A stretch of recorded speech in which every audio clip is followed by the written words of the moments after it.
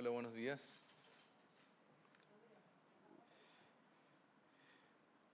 Muy bien. Bueno, tengo el gusto de poder presentar el proyecto sobre cumplimiento de obligaciones tributarias, que es la segunda iniciativa que forma parte del pacto fiscal, después de los proyectos para reducir los tiempos de tramitación de permisos de inversión. Hay que recordar que hay una tercera iniciativa que se comprometió ahora para el mes de enero, que es la legislación permanente sobre convenios con instituciones privadas sin fines de lucro, que efectivamente se va a presentar dentro de unos días más. Pero este proyecto de cumplimiento de obligaciones tributarias, por supuesto, tiene una relevancia especial por el hecho de que tiene un vínculo muy cercano y directo con lo que hoy día se está discutiendo en materia de reforma previsional y por otro lado, ¿cierto?, porque materializa una de las iniciativas importantes en materia de generación de mayores ingresos para el Estado. Esta iniciativa es el resultado de un largo proceso que se inició en el año 2022 y en aquella oportunidad, en un proceso extenso de consulta y de diálogo con chilenas y chilenos a lo largo de todo el territorio, se coincidió en la necesidad de mejorar el nivel de cumplimiento en el pago de los impuestos y en calificar las prácticas para reducir artificialmente los tributos como una fuente de injusticia e inequidad. Y esto son los conceptos que extrajimos del diálogo con la ciudadanía. Ahí se cita, por ejemplo, lo que señalaba un señor en la región de Antofagasta. Decía: la justicia tributaria solamente es posible si todos y cada uno de los ciudadanos y de las empresas y organizaciones pagan justo y oportunamente los tributos que se hayan recibido. En contraste con esta aspiración y esta valoración de parte de la ciudadanía, nos hemos encontrado en los últimos años con una serie de casos de fraudes tributarios y de abusos en materia tributaria que han sido muy comentados. Por de pronto, ¿cierto?, el megafraude tributario que implicó la evasión de impuestos por cerca de 250 millones de dólares, pero además, por ejemplo, el caso FACTOP, en que el Servicio de Impuestos Internos se querelló por la facilitación de facturas falsas por cerca de 13.000 millones de pesos. Por otra parte, el caso Primus, donde se distribuyeron talonarios con cheques falsos, sueldos desproporcionados, todo ello como parte de un fraude financiero de mayor envergadura. Más recientemente también hay un nuevo proceso en el cual el Servicio de Impuestos Internos se ha querellado por fraude tributario contra empresarios de Antofagasta por más de 58.000 millones de pesos. Y simplemente para ilustrar lo que esto significa, lo que es el costo que significa, para el país, pensemos que los 240.000 millones de pesos defraudados en el caso del megafraude equivalen a 3 hospitales de alta complejidad, 25 CESFAM y 15 liceos. Esa es la magnitud de una operación en particular a través de una red que se organizó para emitir facturas falsas y con estas facturas, es cierto, obtener beneficios de devolución de impuestos a las exportaciones y para comercializarlas con empresas que buscaban por esta vía imputar costos que sus empresas no habían efectivamente asumido. Entonces, para esto es importante, ¿cierto?, que reforcemos el cumplimiento de las obligaciones tributarias. Las obligaciones tributarias están establecidas por ley, no es simplemente una cuestión moral o de práctica, sino que son normadas por la ley y no es aceptable ni tolerable que algunos contribuyentes reduzcan de manera ilícita su carga tributaria mediante la comisión de delitos tributarios o la planificación tributaria agresiva.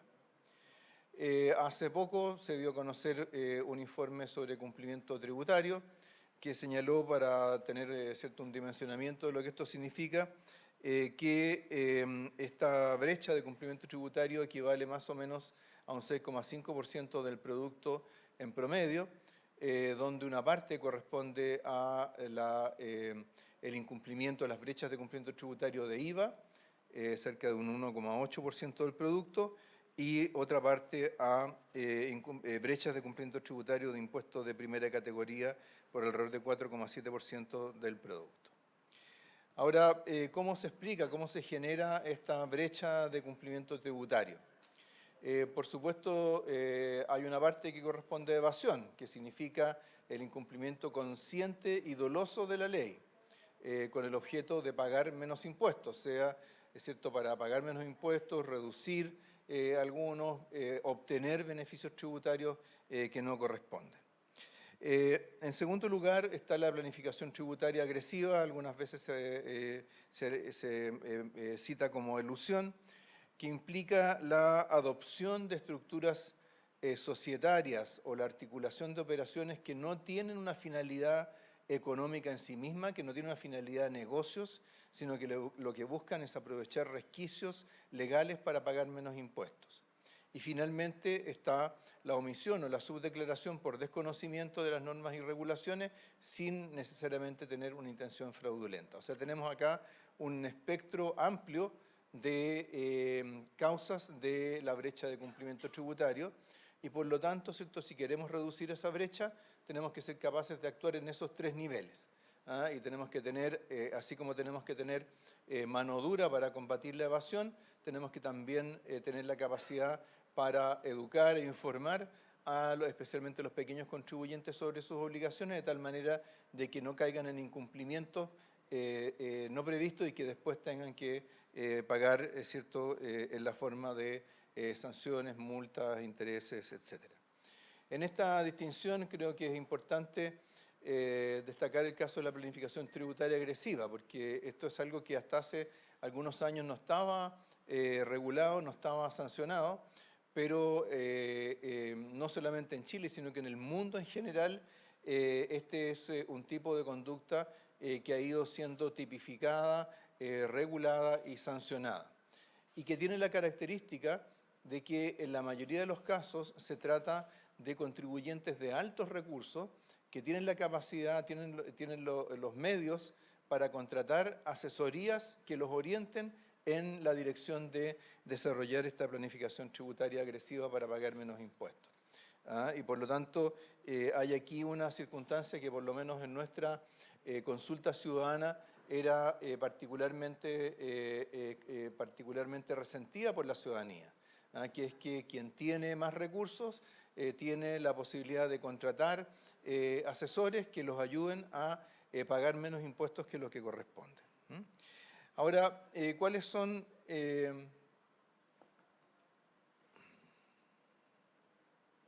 ahí está. ¿Cuáles son los efectos de este tipo de comportamiento? Bueno, por supuesto que significa menos recursos que recauda el fisco para poder financiar políticas sociales, inversión en infraestructura, cosas que la ciudadanía, cosas y servicios que la ciudadanía necesita. También, en ese sentido, podemos considerar que la evasión tributaria es un fraude de la misma gravedad que cualquier fraude contra el fisco que se comete en cualquier otra instancia. Por ejemplo, ¿cierto?, del lado del gasto público. Quienes ¿cierto?, utilizan argucias para obtener beneficios o apropiarse de recursos públicos, bueno, tienen una gravedad similar a la evasión tributaria. Con la diferencia de que, como hemos visto, como acabamos de ver en las estimaciones que se citaban, la evasión, la elusión y en general el fraude tributario involucra una escala considerablemente mayor que otras conductas fraudulentas o abusivas.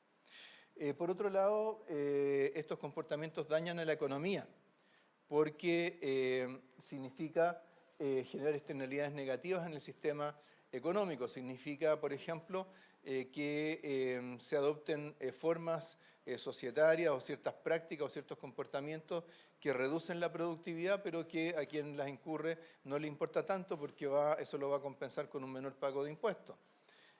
También significa desviar recursos a estructuras jurídicas innecesarias y atenta contra la competencia. Uno de los grandes perjudicados por los comportamientos tributarios abusivos son las personas que pagan oportunamente sus impuestos, las empresas que cumplen con sus obligaciones y que se enfrentan a una competencia que no lo está haciendo y por esa vía obtiene una ventaja competitiva ilegítima. Ahora, por supuesto que no todo incumplimiento tributario es delito. Y por lo tanto, como decía en un comienzo, el sistema tiene que ser capaz de distinguir entre la informalidad por desconocimiento de aquella informalidad, es decir, no cumplimiento de las normas de carácter doloso, estableciendo herramientas que sean capaces de enfrentar los dos tipos de problemas con enfoques distintos. Y en ese sentido, en este proyecto, lo que se hace es enfrentar estas conductas con por lo menos desde cuatro ángulos. Primero, levantar y generar evidencia en materia de incumplimiento tributario. Levantar datos y generar evidencia.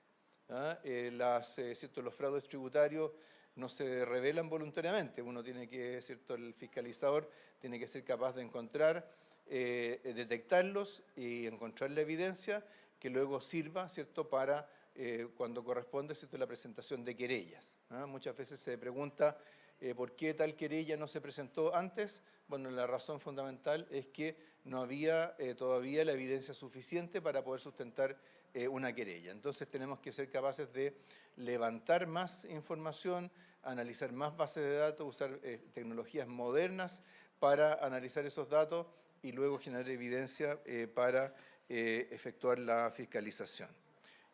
También es necesario modernizar los procesos de fiscalización. Eso significa utilizar tecnologías modernas de manejo de grandes bases de datos, de inteligencia artificial y también para la comunicación con los contribuyentes. En tercer lugar, tenemos que tener nula tolerancia con conductas evasivas y elusivas. Esto significa endurecer las penas, tipificar mejor los delitos y eliminar cualquier norma que se esté prestando para resquicios para pagar menos impuestos. Y por último, apoyar a los contribuyentes facilitando el cumplimiento y la comprensión de las obligaciones tributarias. Entonces, a partir de acá, el proyecto tiene 7 ejes temáticos que incluyen la modernización de la administración tributaria, el control de la informalidad, la tipificación y sanción de los delitos tributarios, lo mismo respecto de la planificación tributaria agresiva, otorgar nuevas facultades a la Defensoría del Contribuyente, facilitar la regularización de obligaciones tributarias y finalmente fortalecer las instituciones de fiscalización tributaria y la probidad al interior de las mismas. Con esto lo que se busca es recaudar el equivalente a 1,5% del producto. Eso permitiría reducir en alrededor de un cuarto, un 25%, la brecha de cumplimiento tributario y permitiría generar los recursos no solo para financiar el incremento de la pensión garantizada universal, sino que también para absorber los costos de otros componentes de la reforma previsional y completar los recursos necesarios para el incremento de inversión en seguridad ciudadana en 1.500 millones de dólares, tal como lo planteó el presidente hace un tiempo atrás. Entonces vamos a ver ahora someramente para cada uno de estos siete ejes cuáles son las principales medidas que se incluyen. Señalando de entrada de que en estos 7 ejes están comprendidos cerca de 40 iniciativas para elevar el cumplimiento tributario. Entonces, primero, en lo que se refiere a la modernización tributaria, así como los tribunales tributarios y aduaneros, se incluye la notificación por correo electrónico con los contribuyentes como regla general para el Servicio de Impuestos Internos, el Servicio de Aduanas, la Tesorería General de la República y los tribunales tributarios y aduaneros. En segundo lugar, se establece un nuevo procedimiento para el levantamiento del secreto bancario, en el cual el contribuyente tiene la posibilidad de disputar esa decisión, pero tiene que fundamentarla y le corresponde al contribuyente ese derecho o esa responsabilidad.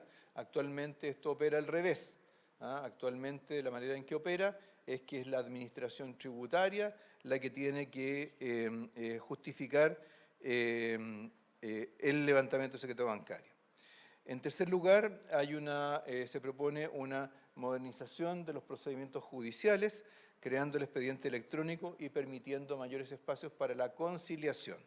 Y en esto es importante recordar que en muchos casos tributarios, finalmente, ¿cierto?, dado que lo que busca los procedimientos es cumplir con el pago correcto de los impuestos, muchos procedimientos, muchas querellas se terminan resolviendo mediante un avenimiento de las partes y eso tiene que ser posible de hacer. En segundo lugar, en lo que se refiere al control de la informalidad, hay básicamente dos grupos de medidas que complementan algunas que están actualmente en otros proyectos de ley.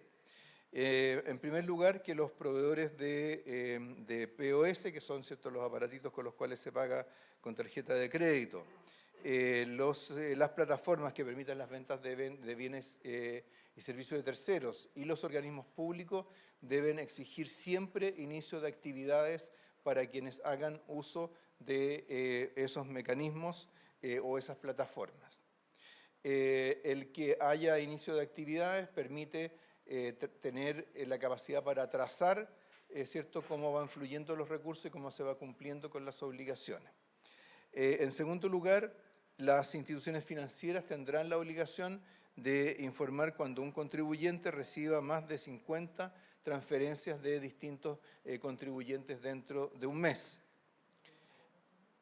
En materia de delitos tributarios, se incorpora tanto la figura de la colaboración eficaz como del denunciante anónimo para poder detectar o poder facilitar que quienes tienen conocimiento o han participado de un comportamiento, de una conducta o de una acción evasiva, la denuncien y en particular en el caso del denunciante anónimo, ¿cierto?, tenga un incentivo para hacerlo.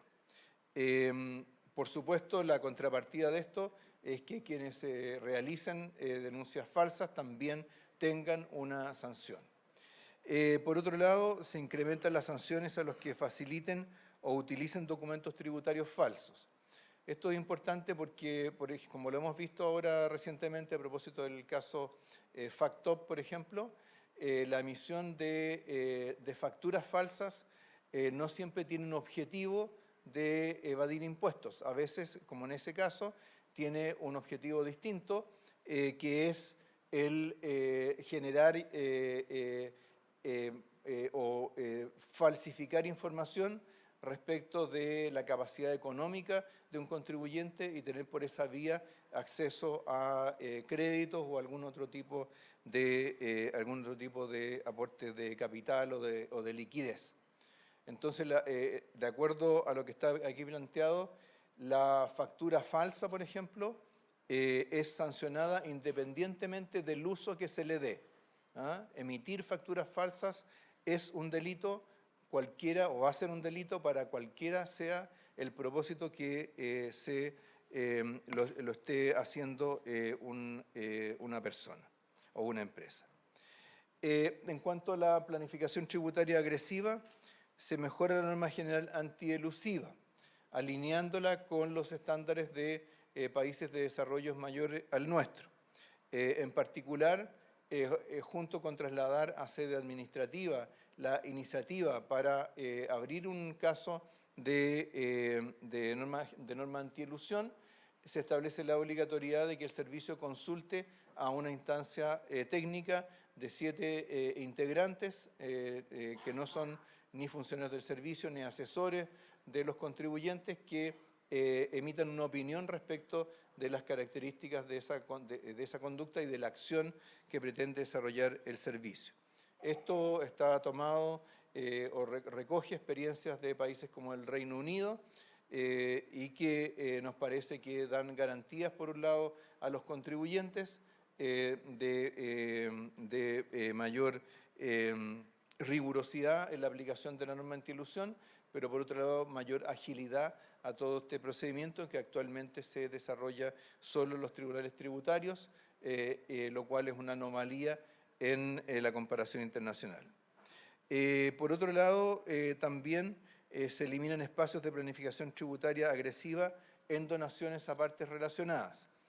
Hay varias normas que están actualmente en la legislación sobre impuestos a las herencias y donaciones que permite en la práctica hacer donaciones a familiares o a partes relacionadas con el único propósito de reducir el pago de impuestos. Y esto adquiere especial gravedad cuando se trata de grandes patrimonios. En cuanto a la Defensoría del Contribuyente, se establece que esta Defensoría podrá realizar acciones de difusión y educación sobre cumplimiento de obligaciones tributarias y también tendrá acceso a la información tributaria para cumplir con sus funciones. De esta manera, ¿cierto?, la Defensoría del Contribuyente, que tiene un carácter más neutro respecto de la administración tributaria, va a asumir una función importante de difusión y educación. Actualmente es el Servicio de Impuestos Internos el que tiene esas facultades, pero muchas veces los contribuyentes no recurren al servicio por temor a ser cierto objeto de algún tipo de fiscalización o sanción, y por esa razón es que se entregan ahora esas facultades a la Defensoría del Contribuyente y con eso se enriquece, ¿cierto?, el conjunto de responsabilidades que esta Defensoría tiene. Luego, otra área contenida en este proyecto es la de regularización de las obligaciones tributarias. Dentro de esto se entrega mayor flexibilidad para convenios de pago con tesorería, con medida especial para las pymes que les permitirá acceder a convenios sin el pago de intereses. Se reestructura también la norma sobre declaración de deudas incobrables y su prescripción y se permitirá de manera excepcional y transitoria la repatriación de capitales o la regularización de capitales y el término anticipado de juicios tributarios. En materia de fortalecimiento institucional y probidad, se realiza un fortalecimiento tecnológico en aduanas, tesorería y el Servicio de Impuestos Internos. En el caso del Servicio de Impuestos Internos, se contempla dentro de esto una inversión importante en tecnología para elevar la capacidad de procesamiento de información, para permitir el cruce de bases de datos por parte de la Administración Tributaria y el uso de inteligencia artificial para detectar comportamientos anómalos. En el caso del Servicio Nacional de Aduanas, es tecnología para examinar contenedores en los puntos en los cuales se transfiere mercancías en el país, los puertos y los puestos fronterizos. También se incorporan normas sobre movilidad y retención del personal de aduanas, tesorería, impuestos internos y la Defensoría del Contribuyente. Vamos a tener un incremento de personal en áreas críticas para estos servicios y también vamos a facilitar la movilidad de ese recurso que es fundamental dentro de estos servicios, ¿cierto?, que es que son las personas que efectúan las labores de fiscalización. Pero al mismo tiempo también se incluyen normas para reforzar la probidad y se incorporan sanciones por incumplimiento a los funcionarios de la Administración Tributaria y de los tribunales tributarios y aduaneros. Es decir, junto con entregarse mayores facultades y mayores recursos y competencias a los servicios fiscalizadores, también se refuerza el control interno y las sanciones por mal uso de la información o de esas mismas facultades. Con eso entonces tenemos las 7 áreas que contempla este proyecto y simplemente concluimos volviendo al punto inicial, la relación con el pacto fiscal. Y como decía, es cierto, esta iniciativa va a permitir financiar más de la mitad de los compromisos de gasto establecidos en el pacto fiscal, entre los cuales destacan el aumento de la PGU y la seguridad ciudadana. También, cierto, dentro de los gastos que se quiere financiar con el pacto fiscal está la reducción de tiempos de espera en salud y el Sistema Nacional de Cuidados. Quisiera destacar especialmente la relación con el aumento de la PGU, dado que en la discusión de la reforma previsional, ¿cierto?, se ha planteado cómo dar certeza respecto del momento en el cual se puede iniciar este incremento en el valor de la pensión garantizada universal. Con este proyecto, ¿cierto?, y con los plazos en los que esperamos se pueda tramitar, podríamos asegurar que eso va a poder ocurrir hacia finales de este año. Es decir, hacia finales de este año, en la vez que tengamos aprobado la reforma previsional y esta ley sobre fortalecimiento del cumplimiento de las obligaciones tributarias, podríamos hacer de esto una realidad, una cierta medida que ha sido esperada durante largo tiempo por los pensionados y pensionadas del país. También es importante recordar que este proyecto está acompañado por los proyectos de inteligencia económica y registros de beneficiarios finales, que originalmente eran parte de la reforma tributaria que se rechazó en general en marzo del año pasado. Entonces, en el fondo con esto estamos reactivando, no solamente reactivando varias de las ideas que se plantearon entonces, sino que incorporando muchas ideas que han surgido posteriormente y con ello rebalanceando la lógica de este proyecto. Y en eso quiero enfatizar que la lógica de este proyecto no es simplemente endurecer sanciones, sino que por un lado entregar recursos y capacidades a los organismos fiscalizadores para poder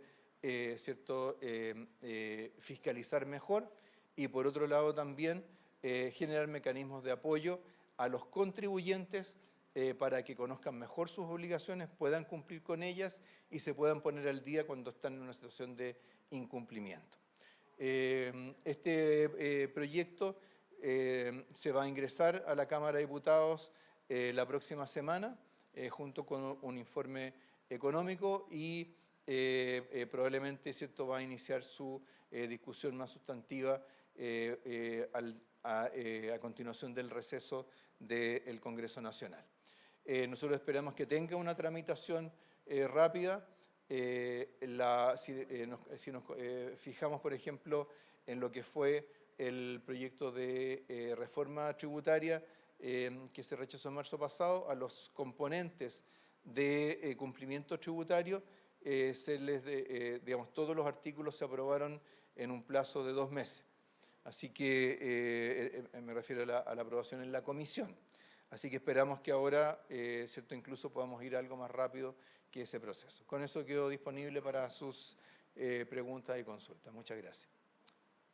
Ministro, buenos días. Consultarle primero, ¿por qué por lo que plantea en la presentación, se va a insistir en la calificación administrativa de la norma antielusión, pese a que en ese tema no hubo acuerdo, digamos, en las conversaciones por el pacto fiscal?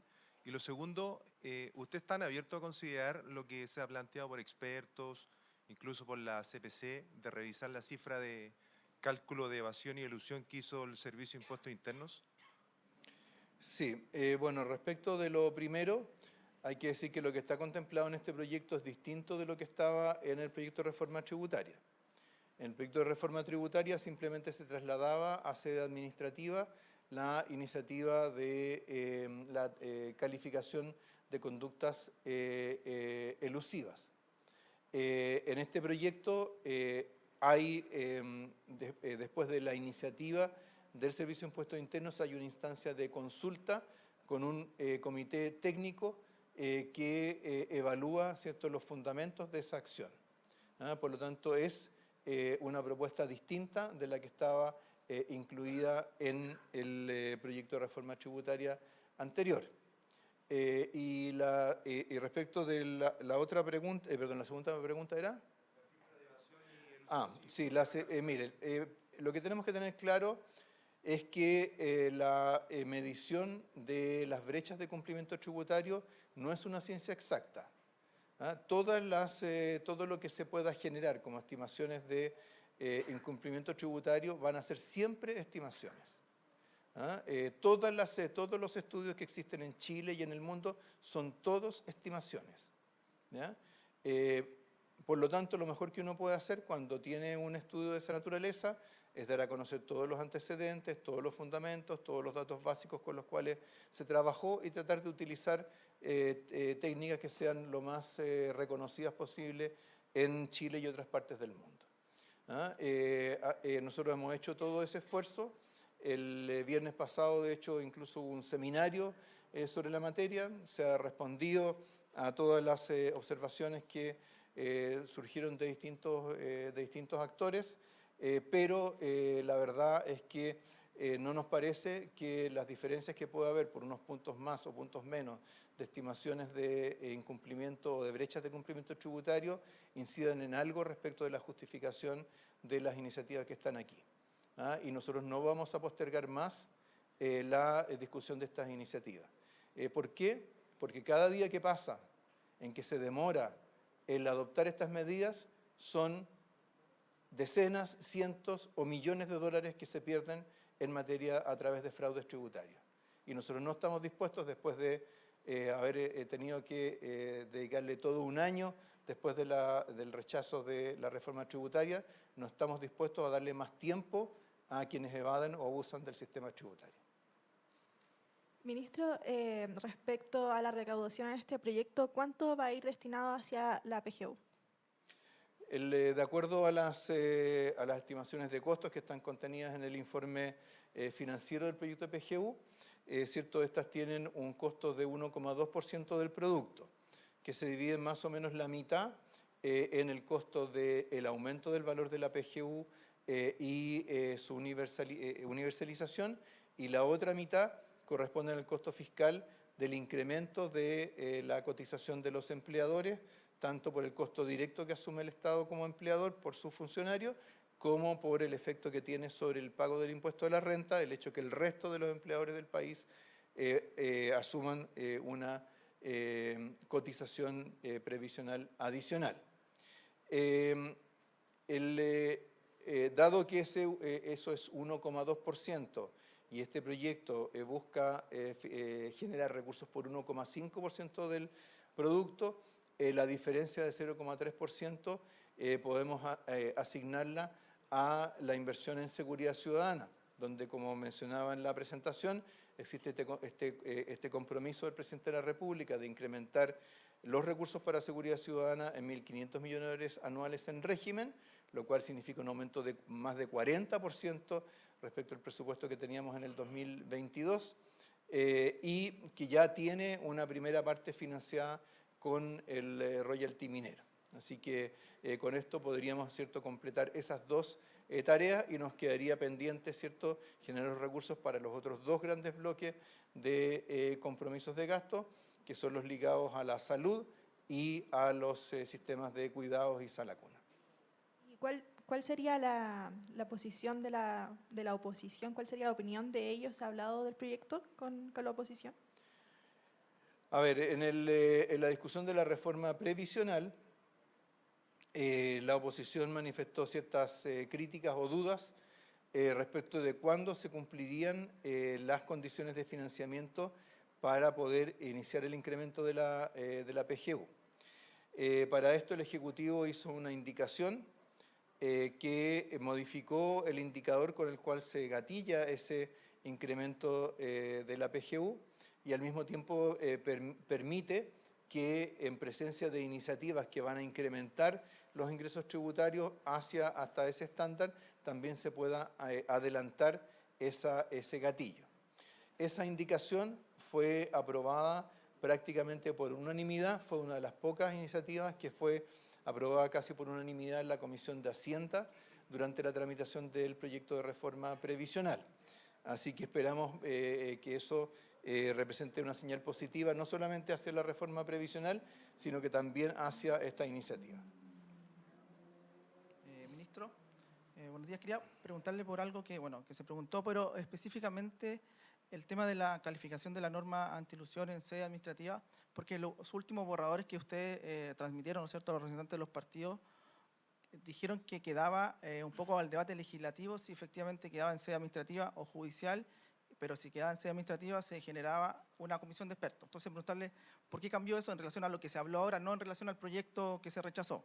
Eso es una cosa. Y lo otro, ¿cómo se va a crear esta comisión de expertos? ¿Quiénes son cómo se va a nominar? Eso es lo segundo. Y lo tercero, preguntarle si el plazo que tiene usted para que se apruebe es mayo el proyecto. Sí. A ver, respecto de lo primero, nosotros estamos cumpliendo con lo que se señaló en el pacto fiscal. Decíamos, tiene que, ¿cierto?, la calificación en sede administrativa o no, tiene que resolverse en el proceso legislativo, pero para que el proceso legislativo funcione tiene que haber alguna propuesta. No podemos mandar una hoja en blanco al Congreso. Y lo que hemos hecho es enviar una propuesta que nos parece que tiene no solamente referentes en la experiencia internacional, sino que buenos fundamentos. Quisiera hacer notar que hace pocos días, en un seminario del Centro de Estudios Públicos, se dio a conocer un estudio de varios economistas y abogados, entre los cuales estaba el expresidente del Banco Central, Rodrigo Vergara, que fue bastante positivo respecto de esta alternativa. Respecto de la fecha, yo ayer en el Congreso mencioné el caso de mayo, porque nos parecería, ¿cierto?, tanto para la reforma previsional como para este proyecto, nos parecería un plazo razonable para poder aprobar estas iniciativas. Tomando como referencia, como lo citaba anteriormente, el tiempo que se requirió para votar los componentes de evasión y elusión en el proyecto de reforma tributaria anterior. Por supuesto, eso no lo puede imponer, sino que depende de la voluntad de los propios parlamentarios y parlamentarias, pero hasta el momento, ¿cierto?, lo que hemos encontrado, lo que hemos escuchado de parte de ellos es una coincidencia en la necesidad de mejorar la fiscalización y mejorar el cumplimiento de las obligaciones tributarias.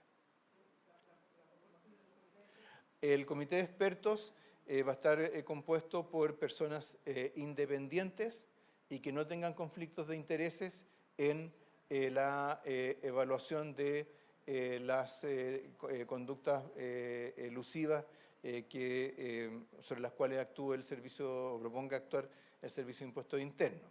Esto significa académicos, significa personas que hayan tenido una experiencia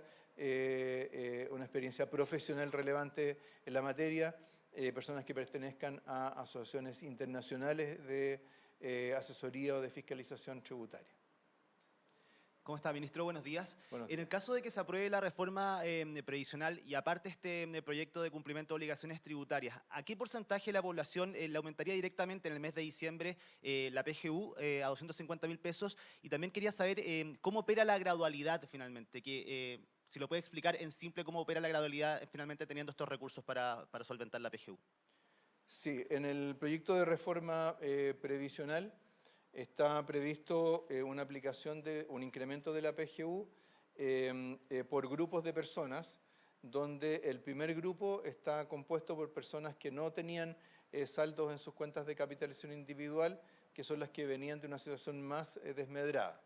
No tengo en este momento a mano la cifra del número de personas, pero se las podemos dar posteriormente.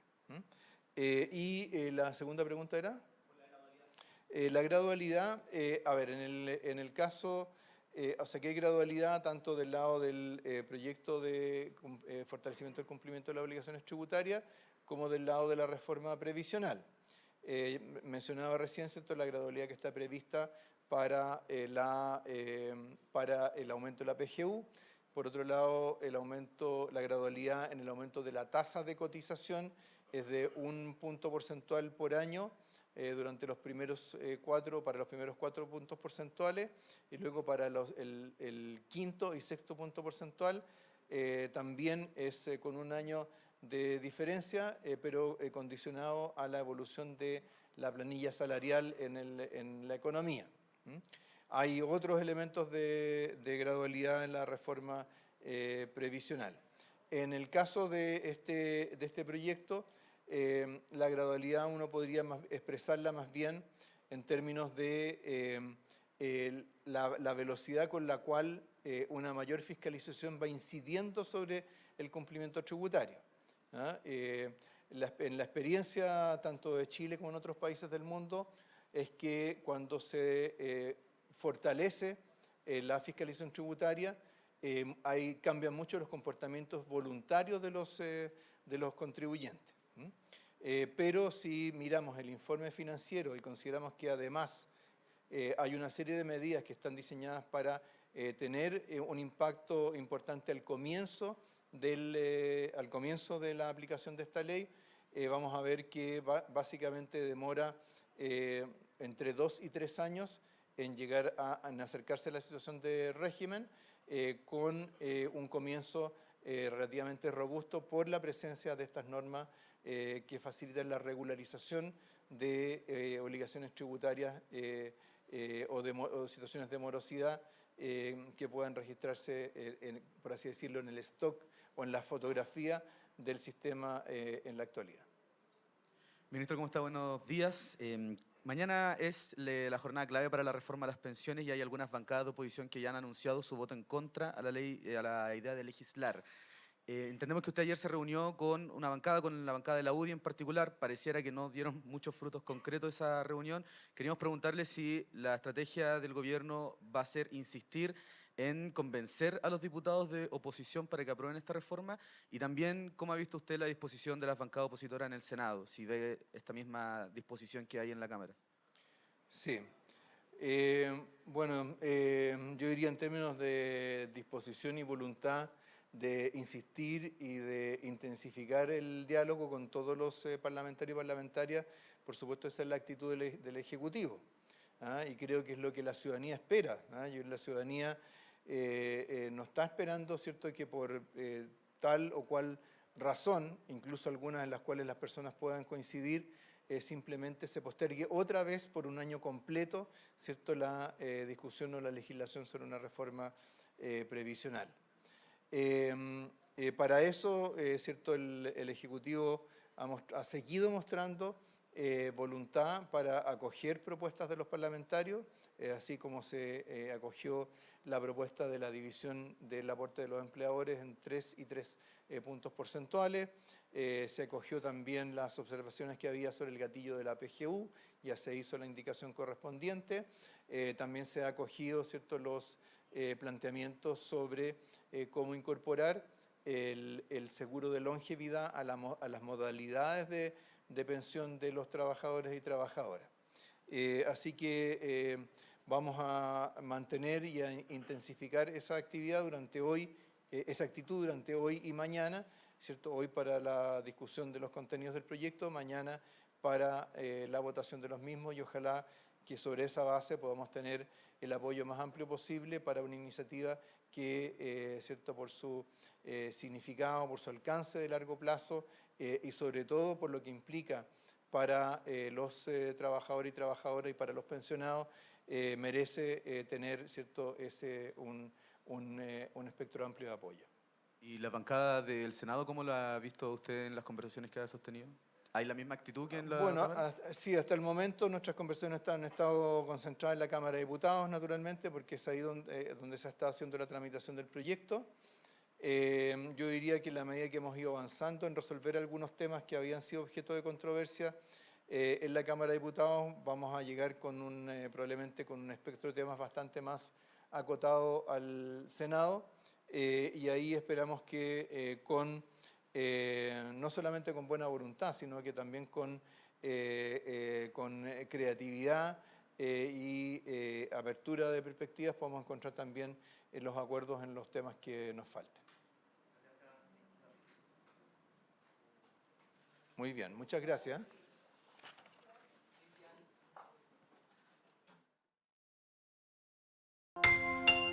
Gobierno de Chile, presentes por un mejor futuro.